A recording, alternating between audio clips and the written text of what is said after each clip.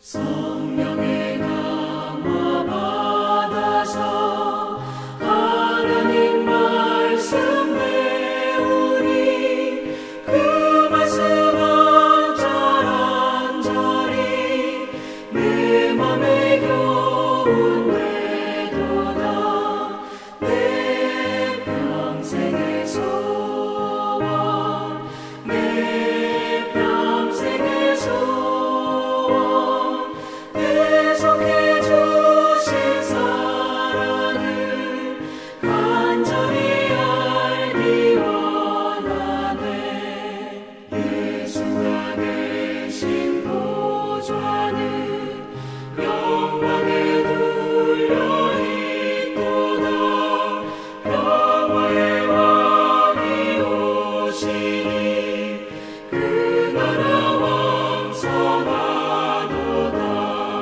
내 평생의 소원, 내 평생의 소원, 계속해 주신 사랑을 간절히 알기 원하네.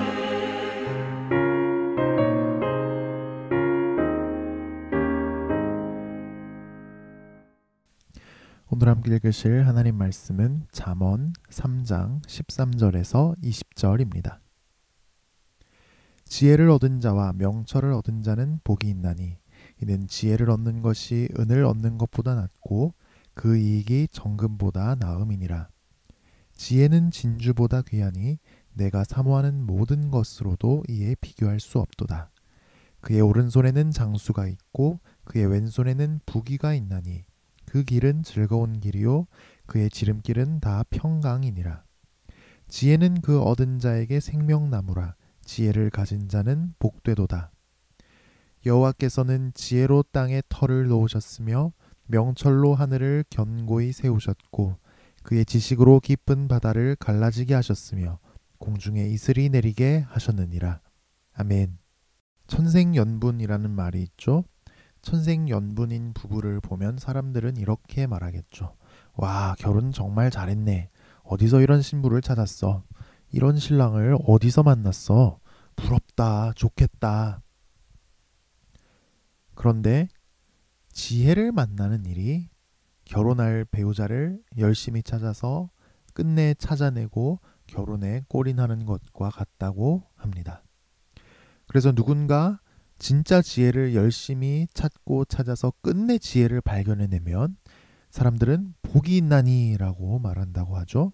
이 복이 있나니가 바로 좋겠다, 부럽다, 너무 잘됐다라는 뜻입니다.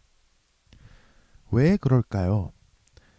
진짜 지혜는 숫자로는 절대로 다 표현할 수 없을 정도의 어마어마한 가치를 지니기 때문입니다. 14절에 보니까 이는 지혜를 얻는 것이 은을 얻는 것보다 낫고 그 이익이 정금보다 나음이니라 라고 합니다. 열심히 농사를 지어서 로또 맞는 수준으로 은을 벌어들일 수 있으면 참 좋겠죠. 또 열심히 장사를 해서 사업을 해서 정금을 집 안에다가 무더기로 쌓아둘 수 있으면 너무너무 좋겠죠. 그런데 진짜 지혜를 얻는 것에 비하면 이런 건 아무것도 아니라고 합니다. 15절에도 보니까 지혜는 진주보다 귀하니 내가 사모하는 모든 것으로도 이에 비교할 수 없도다 라고 합니다. 그 아름답고 영롱한 빛이 비치는 진주, 또 온갖 우리가 원하는 보물을 집안에 가득 찰 정도로 쌓아두게 되면 얼마나 든든하고 행복하겠습니까? 그런데 진짜 지혜를 얻는 것에 비하면 이것도 아무것도 아니라고 합니다. 오늘날로 말하면 어떻게 말할 수 있을까요? 로또 맞고 부동산 투자에서 대성공을 거두고 주식 산 거마다 대박이 나는 거에 비교할 수 있지 않을까요? 그런 일이 우리에게 현실이 되었다면 그러면 우리는 얼마나 행복해할까요? 행복해서 엉엉 울지도 모릅니다. 그런데 이 모든 것보다 지혜를 얻는 게 훨씬 더 가치 있는 일입니다. 비교할 수 없을 정도로 값진 일입니다. 왜 그럴까요? 사실 우리의 행복은 돈에 달려 있는 게 아니라 지혜에 달려있기 때문입니다. 16절입니다. 그 우편 손에는 장수가 있고 그 좌편 손에는 부귀가 있나니.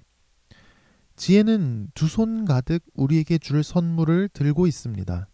오른손에는 건강과 생명이 있고 왼손에는 부와 존귀하게 됨이 있습니다. 요즘 양극화가 심해지고 있고 앞으로는 청년이나 다음 세대가 기성세대보다 더 누리지 못하는 시대가 올 것으로 예상되죠. 그래서 돈에 아주 예민한 시대가 됐습니다. 하지만 돈 있다고 행복한 거 아니죠. 건강한 것도 아니죠. 진짜 지혜를 붙잡을 때 이 지혜가 우리 삶을 책임지고 인도합니다. 필요한 모든 것을 선물로 줍니다. 17절을 보면 그 길은 즐거운 길이요 그의 지름길은 다 평강이니라 라고 말씀합니다. 지혜와 함께 인생길을 걸어갈 때 즐거움이 있습니다. 평강이 있습니다. 지혜가 내 삶을 코치해 주기 때문에 위기와 함정들을 피할 수 있습니다. 그러니까 행복해지겠다고 돈 할 일이 아닌 겁니다. 지혜를 찾아야 합니다. 지혜를 만나야 합니다.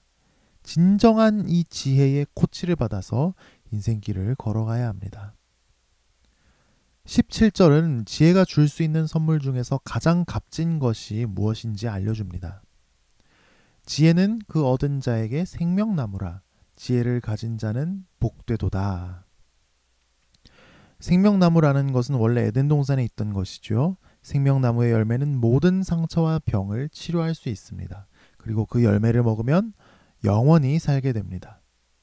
하지만 우리 인간이 죄로 타락하면서 에덴 동산에 있던 생명나무로 가는 길이 막혀버렸죠. 그런데 잠언에 나오는 지혜가 바로 생명나무라고 말씀합니다. 이 지혜를 찾아낸 사람은 생명나무를 찾은 것이고 영생하게 된다라고 말씀하는 것입니다. 아니, 이 지혜가 도대체 어떤 존재이길래 세상의 모든 것을 우리에게 줄 수 있을 뿐만 아니라 영원한 생명까지 우리에게 준다고 말할까요? 이어지는 19절, 20절에서 우리는 지혜의 정체를 깨닫게 됩니다. 여호와께서는 지혜로 땅에 털을 놓으셨으며 명철로 하늘을 견고히 세우셨고 그의 지식으로 깊은 바다를 갈라지게 하셨으며 공중에서 이슬이 내리게 하셨느니라. 태초에 하나님께서 온 세상을 창조하실 때 바로 지혜로 이 모든 것을 창조하셨다라고 말합니다. 실제로 창세기 1장에 보면 하나님께서 말씀으로 온 세상을 창조하셨다고 하죠. 그러니까 우리가 잠언을 통해 배우는 지혜는 바로 온 우주를 창조한 위대한 하나님의 말씀인 것입니다. 온 우주가 바로 이 지혜, 말씀으로 창조되었기 때문에 지혜는 세상의 모든 것을 다 우리에게 줄 수 있습니다. 그런데 요한복음 1장을 보면 이 지혜, 세상을 창조한 말씀의 정체가 더 구체적으로 드러납니다. 태초에 말씀이 계시니라. 이 말씀이 하나님과 함께 계셨으니 이 말씀은 곧 하나님이시니라.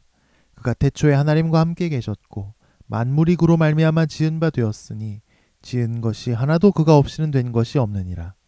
그 안에 생명이 있었으니 이 생명은 사람들의 빛이라. 요한복음 1장 1절에서 4절 말씀. 아멘. 하나님과 함께 온 우주를 창조한 위대한 능력의 말씀, 지혜는 바로 예수님이십니다. 그러니까 잠언에 나오는 지혜의 말씀은 바로 예수님의 말씀입니다. 이 지혜의 말씀을 믿고 이 지혜의 말씀에 순종하는 것이 바로 예수님을 믿는 것입니다. 또 반대로 우리가 정말 예수님을 믿는다면 우리는 이 지혜의 말씀에 순종해야 하는 것입니다. 우리는 지금까지 어떤 지혜를 찾았습니까? 어떤 지혜에 의지해서 인생을 살아가시겠습니까? 내 평생을 걸 수 있는 그런 든든한 지혜를 찾고 계십니까? 내가 어떻게 살지 정하는 이 문제는 우리 평생을 결정하는 아주 중요한 문제입니다. 예수님의 지혜를 따라 살 때 우리 인생에는 결코 실패가 없을 것입니다.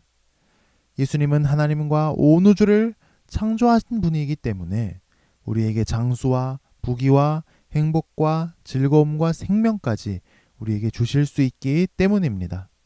우리의 삶을, 우리의 운명을 넉넉히 책임지실 수 있기 때문입니다. 지혜이시며 말씀이신 예수님을 사랑합시다. 지혜이신 예수님이 이끄시는 대로 갑시다. 그렇게 할 때 지혜의 모든 복을 풍성히 누리는 우리 모두가 되기를 소망합니다. 기도하겠습니다. 하나님 아버지, 죄를 짓고 하나님을 떠난 우리에게 잠언의 말씀을 주시고 지혜를 알게 하시고 이 잠언을 통해서 예수님을 만나게 해주시니 감사합니다. 우리 인생의 행복이 예수님께 달려있는 줄 믿습니다.